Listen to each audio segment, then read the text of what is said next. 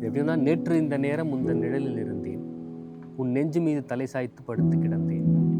காற்றெல்லாம் உன் மனத்தின் வாசம் நுகர்ந்தேன். என் கனவெல்லாம் உன் முனகல் ஒலியை ரசித்தேன்.